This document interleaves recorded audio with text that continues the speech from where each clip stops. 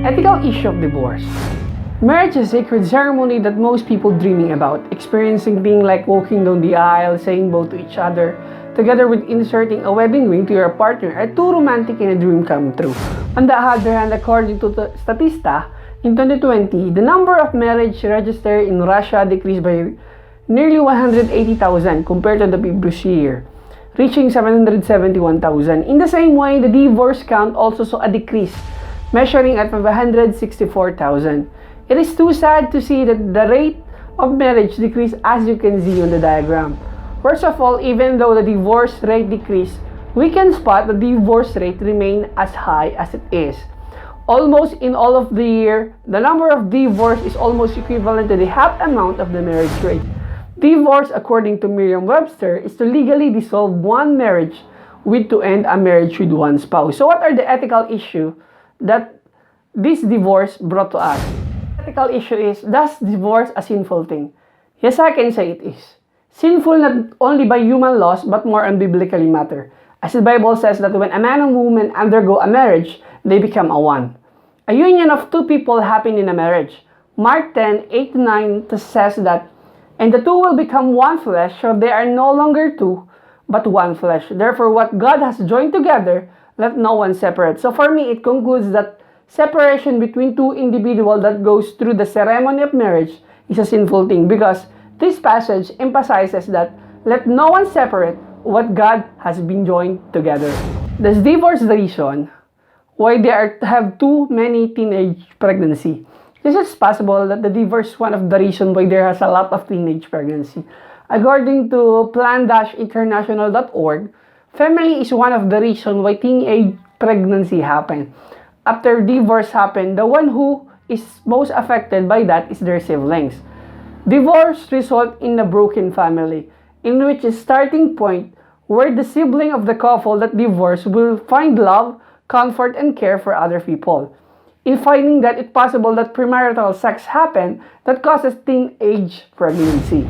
It's right to remarriage after a divorce, because I think it's such an immoral thing. I think when someone remarriage, he or she commit adultery with his partner, for he or she must only marry once in her lifetime, like what's said in Mark 10:11-12. On the other hand, in my opinion, remarriage is acceptable for some kind of reason, like sexual immorality. It said in Matthew 5:32, but I tell you that anyone who divorces his wife except for sexual immorality make her the victim of adultery, and anyone who marries a divorced woman commits adultery. Is it right that other country government allow divorce? I think every country has the right to make laws that they think right to implement. In the country of South Korea, it's legal to file a divorce if you don't want to be with your partner anymore.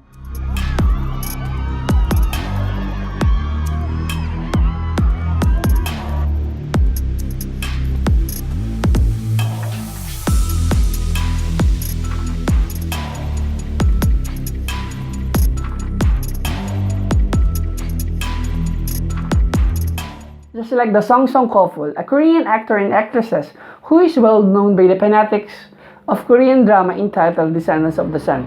This couple married decided to separate ways after 2 years of marriage. I think the real ethical issue is the right to file divorce is often used as a solution to solve the problem of a married couple. Rather than fixing married couple relationship, there always choice to separate because of the availability of divorce. Is it okay to have sex with other people after divorce happen?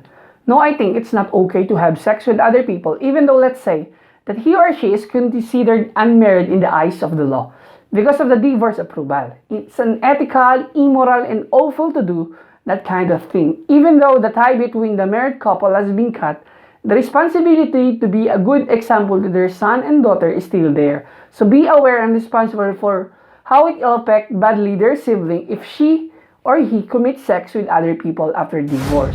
Therefore, before entering a lifetime commitment, which is marriage, think 1,000 times or 1,000,000 times. A marriage is a big decision on life, so be wisely and know to yourself if you are ready before making a decision. For your decision will take part of what future you will have.